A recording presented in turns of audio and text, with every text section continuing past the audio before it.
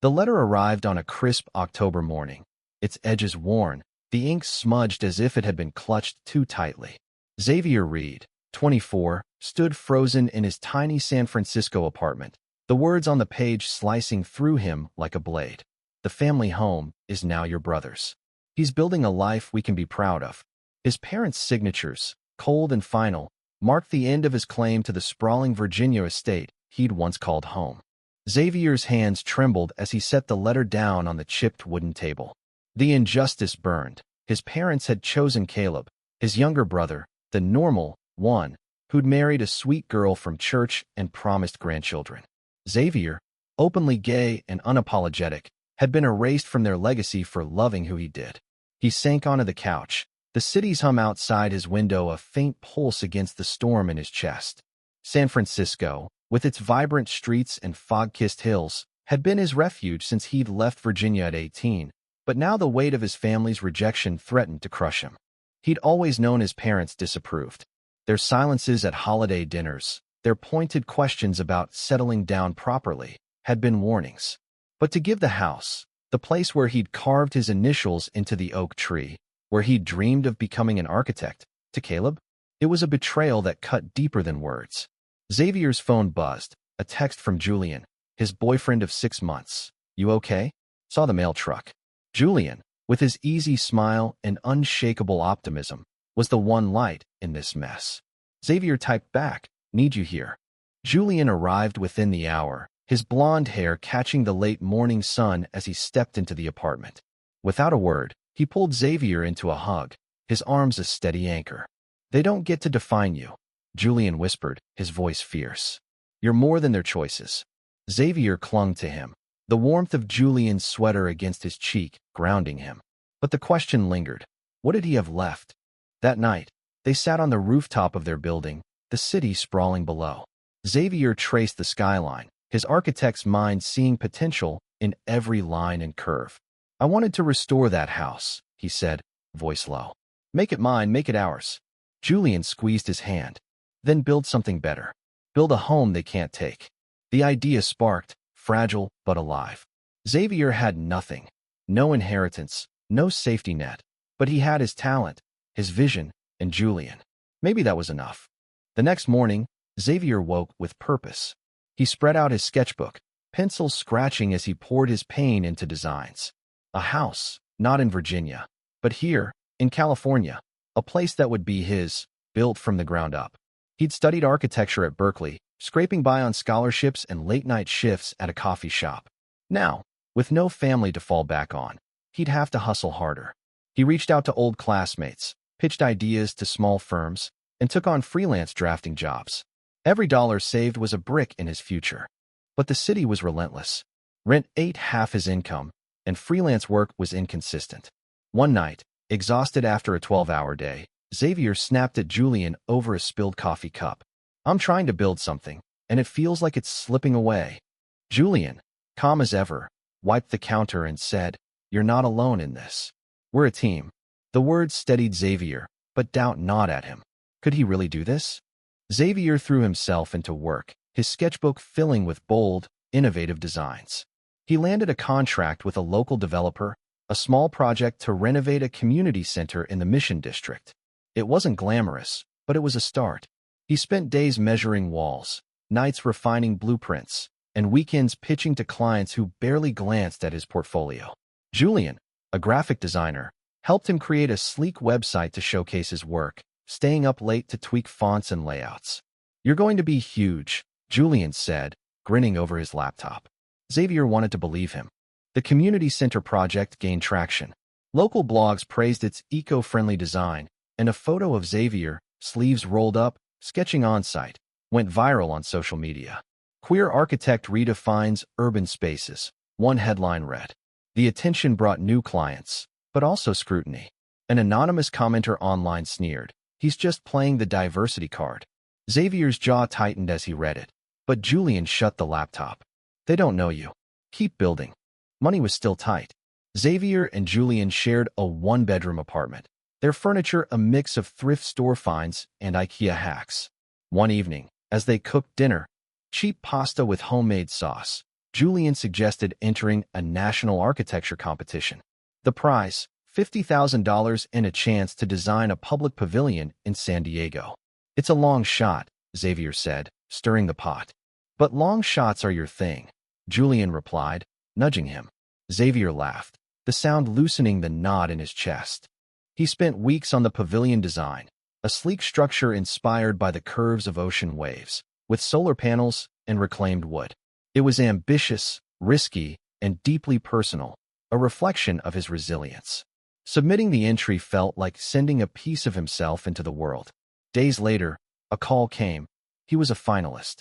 The news hit like a burst of sunlight. Julian tackled him in a hug, shouting, "I told you." But the joy was short-lived. A week later, Xavier's phone rang again. It was Caleb. "Mom and Dad saw your name in the news," Caleb said, his voice strained. "They're not happy." Xavier's grip tightened on the phone. "What do they want?" Caleb hesitated. "They think you're flaunting your lifestyle. They want you to keep a low profile." Rage surged through Xavier. "They gave you the house, Caleb. What more do they want to take?" The line went silent, and Caleb hung up. The competition consumed Xavier. He traveled to San Diego for the final presentation, nerves fraying as he faced a panel of seasoned architects. His design stood out, blending sustainability with beauty, but one judge questioned its practicality. Xavier defended it passionately, his voice steady despite the sweat on his palms.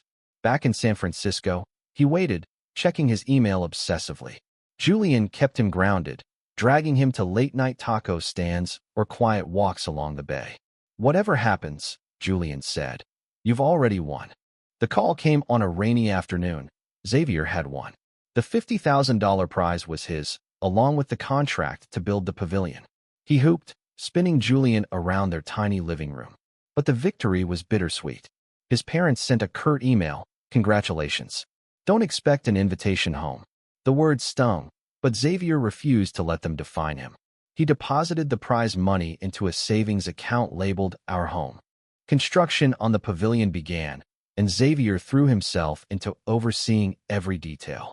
The project drew attention, with local papers calling it a game changer. But the pressure was relentless. Deadlines loomed, suppliers delayed materials, and Xavier's savings dwindled. One night, exhausted, he confessed to Julian, "What if I'm not enough for this?" Julian cupped his face, eyes fierce. "You're enough for me. That's where it starts." The words anchored Xavier, but the cracks in his confidence grew. Then came the bombshell. Caleb arrived in San Francisco unannounced, standing awkwardly in Xavier's apartment. "I'm selling the house," Caleb said, avoiding Xavier's eyes. "Mom and Dad need the money for Dad's medical bills." Xavier's heart sank. The house, his childhood, was slipping away entirely. "You could have fought for me," Xavier said, voice breaking. Caleb looked away. "I didn't know how." After Caleb left, Xavier sat alone, sketching furiously, as if drawing could hold back the grief. Xavier channeled his pain into the pavilion. He worked alongside contractors, his hands calloused from hauling materials. The structure rose, its curves catching the San Diego sunlight, a testament to his vision. At the opening ceremony, he stood beside Julian, who beamed with pride. "You did this," Julian whispered. Xavier nodded, but his mind was elsewhere. The house in Virginia was gone, sold to strangers. He had no roots left, except the ones he was planting here. Back in San Francisco, Xavier used the pavilion's success to secure bigger projects. A tech startup hired him to design their headquarters, and a nonprofit commissioned a community space. His name began to carry weight. But the grind was relentless, and he and Julian argued more, over late nights, missed dinners, the strain of chasing a dream. One night, Julian snapped, "I'm here, Xavier, but I can't be your only anchor." The words hit hard. Xavier realized he'd been so focused on proving himself that he'd neglected the man who'd stood by him. He made it up to Julian with a weekend getaway to Big Sur, just the two of them. They hiked along cliffs, the ocean roaring below, and Xavier apologized. "I'm building this for us," he said, voice raw. Julian kissed him, the salt air mingling with their breath. "Then let me in," Julian said. From then on, Xavier made time. Date nights, quiet mornings, moments that rebuilt their bond. The money from the new projects grew his savings. Xavier began scouting land in the Bay Area, dreaming of a house that would be theirs.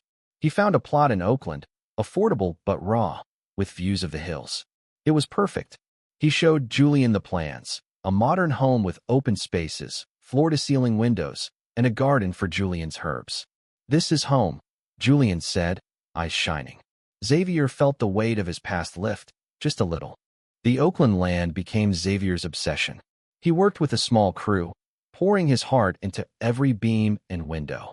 The house took shape, a blend of steel and wood that felt alive, like an extension of himself. Julian contributed, designing the interior with warmth and color. They fought over paint swatches and laughed over late-night pizza breaks.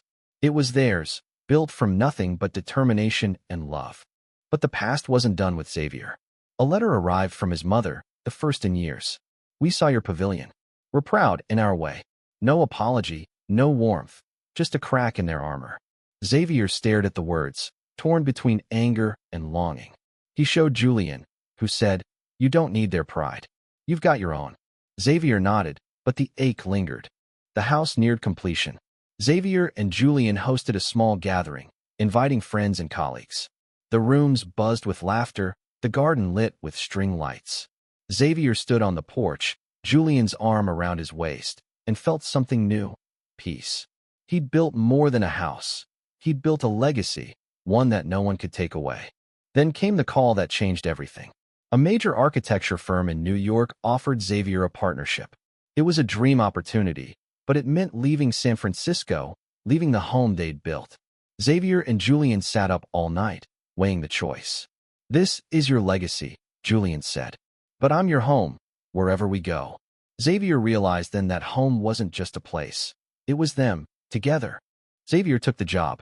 He and Julian moved to New York, renting a small loft while they planned their next chapter. The Oakland house became a rental property, its income funding scholarships for queer youth pursuing design. Xavier's work flourished, his designs shaping skylines across the country. He spoke at conferences, sharing his story, not just the triumphs, but the pain, the rejection, the fight to rise. One spring, Xavier returned to Virginia for a lecture at his old university. Caleb was there, in the audience, older now, quieter. After the talk, they met for coffee. "I'm sorry," Caleb said, voice thick. "I should have fought for you." Xavier nodded, the weight of years softening. "We're here now," he said. They didn't hug, but they talked, and it was a start. Back in New York, Xavier and Julian planned their wedding. It was small, on a rooftop overlooking the city, with friends who'd become family. As they exchanged vows, Xavier looked at Julian, his anchor, his home. "You gave me the courage to build," Xavier said, voice breaking. Julian smiled, tears in his eyes. "We built it together." Years later, Xavier stood in a park where one of his pavilions stood, a place where kids played and couples kissed. He'd come from nothing, no house, no family approval, but he'd built a life that mattered. His parents' rejection had been a wound, but it had also been a spark. He'd turned their no into a legacy of love, resilience, and beauty. And as he watched Julian chase their adopted daughter through the grass, he knew this was home, and it was enough.